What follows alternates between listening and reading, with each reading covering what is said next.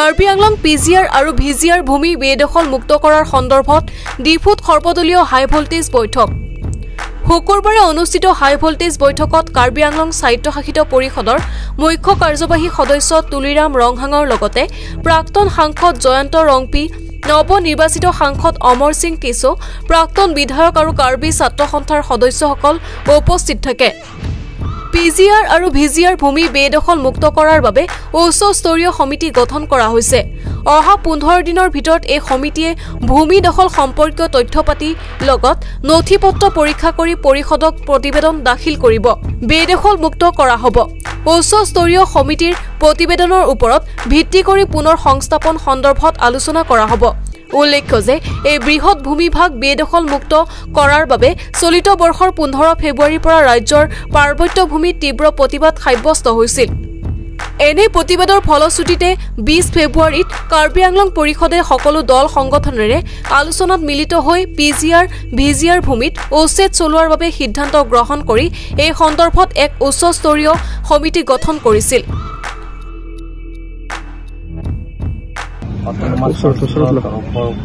আমি নিৰ্বাচনৰ লোকসভা নিৰ্বাচনৰ আগতে আমি সোশ্যাল অৰ্গেনাইজেশ্যনবিলাক আমি নিৰ্মাণ কৰিছোঁ পিজিআৰৰ সম্পৰ্কে আলাপ আলোচনা কৰিবৰ কাৰণে আমি কাৰ্বি আংলং অট'নমাছ কাউন্সিলৰ তৰফৰ পৰা দল সংগঠন কাৰ্বি আংলঙৰ যিমানখিনি দল সংগঠন আছে ষ্টুডেণ্ট অৰ্গেনাইজেশ্যন চিভিল অৰ্গেনাইজেশ্যন লগতে ইণ্টেলেকচুৱেল বুদ্ধিজীৱী যিমানটো আছে আৰু জ্যেষ্ঠ নাগৰিকবিলাকক আমি মাতিছোঁ আৰু এক্স এম এল এ এক্স মিনিষ্টাৰ এক্স মন্ত্ৰী আৰু এক্স চি এম তেখেতসকলক আমি নিমন্ত্ৰণ কৰিছোঁ আলাপ আলোচনা কৰি আমি সিদ্ধান্ত এটা লৈছোঁ যে হাই পাৱাৰ কমিটি গঠন আৰু সেই হাই পাৱাৰ কমিটিৰ গঠন কৰা মতে যিটো সুপ্ৰিম কোৰ্টৰ অৰ্ডাৰৰ মতে আমি মানি চলিব লাগিব পিজিআৰৰ বসবাস কৰা মানুহবিলাকৰ সুপ্ৰিম কোৰ্টৰ যিটো অৰ্ডাৰ ইলেকশ্যন কৰিব লাগে সেইমতে আমি কাৰ্বি আংলং অট'নমাছ কাউন্সিলৰ তৰফৰ পৰা আমি এটা ডিভিশ্যন লৈছোঁ হাই পাৱাৰ কমিটি আলোচনা মতে যিমানখিনি ভিজিআৰৰ বসবাস কৰিছে কাৰ্বি আংলং আৰু ৱেষ্ট কাৰ্বি আংলং জিলা বিশেষকৈ পুৰণিৰ বিমুচাৰপুৰ আৰু দহকাপোকাৰ বিমুচাৰপুৰ সেই গোটেইখিনি আমি এছেছমেণ্ট আমি ৰিপৰ্টটো সেই ফাইনেল এছেছমেণ্টটো তেওঁলোকৰ পৰা আমি বিচাৰিছোঁ চাৰ্কো অফিচাৰৰ পৰা ইয়াৰো চাৰ্কো অফিচাৰৰ পৰা আৰম্ভ কৰি যিমানখিনি ডকুমেণ্টছ লাগে সেইটো আমি বিচাৰিছোঁ সেই ডকুমেণ্টছ মতে তেওঁলোকৰ যোৱাবাৰ লোকসভা নিৰ্বাচনৰ পিছত হাই পাৱাৰ কমিটি আমি বহিলোঁ সেইটো তেওঁলোকৰ ৰিপৰ্ট দিয়াৰ পিছত আমি আকৌ নটিফিকেশ্যনটো পোৱা নাই গেজেট নটিফিকেশ্যনটো এই গেজেট নটিফিকেশ্যনত যিটো পাব লাগে সেই পাব লাগে কাৰণে আমি আকৌ এটা কমিটি গঠন কৰা হৈছে আৰু সেইটো যে স্পেচিয়েল চেল ভিজিআৰৰ মনিটৰ কৰিবৰ কাৰণে সেইটো আমি আকৌ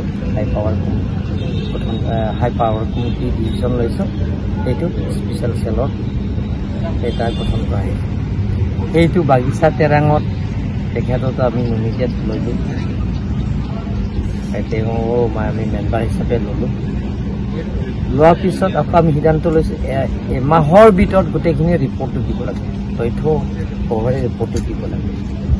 আজি আকৌ এমাহৰ ভিতৰত আমি বহিলোঁ হাই পাৱাৰ কমিটি ইয়াত হাই পাৱাৰ কমিটি মেম্বাৰ আছে ডক্টৰ জয়ন্ত ৰংপি আৰু আমাৰ সাংসদ অমৰ সিং কেশো আৰু বিধায়ক যিমানখিনি আছে বিদা সিং মেং ডাঙৰীয়াৰ পৰা আৰম্ভ কৰি দহ সিং আৰু ৰফিং তাৰ লগতে এক্স চি এম যতন দেৱীৰ পৰা আৰম্ভ কৰি ডক্টৰ জয়ন্ত ৰংপিৰ পৰা আৰম্ভ কৰি এক্স এম এল এ ডক্টৰ ধন সিং তেৰণ সকলোকে আছে মেম্বাৰবিলাক ইমান লগতে কাৰ্বি ছাত্ৰ সন্থা আছে 4টা কাৰ্বি ছাত্ৰ সন্থা আছে ইয়াতে সকলোৱে আছে আজি আলাপ আলোচনা সিদ্ধান্ত লৈছোঁ যিটো নেকি ভিজিআৰৰ স্পেচিয়েল চেল সেই ৰিপৰ্টটো দিব সেই ৰিপৰ্টটো 15 দিনৰ ভিতৰত দাখিল কৰিব লাগে দাখিল কৰাৰ পিছত আমি PGR BGRৰ যিটো সুপ্ৰিম কোৰ্টৰ নিৰ্দেশ, সুপ্ৰিম কোৰ্টৰ যিটো ইনষ্ট্ৰাকশ্যন, সুপ্ৰিম কোৰ্টৰ নৰবুৰ সুপ্ৰিম কোৰ্টৰ যিটো অৰ্ডাৰ মতে সেইটো আমি নটিছটো দিম বুলি আজি সিদ্ধান্ত লোৱা হৈছে। ছাৰ, তাত PGR এলেকাত বসবাস কৰা মানে ৰাইজৰ পুনৰ সংস্থাপন বা তেওঁলোকৰ ক'ত চেফটি গোটেইখিনিও আমি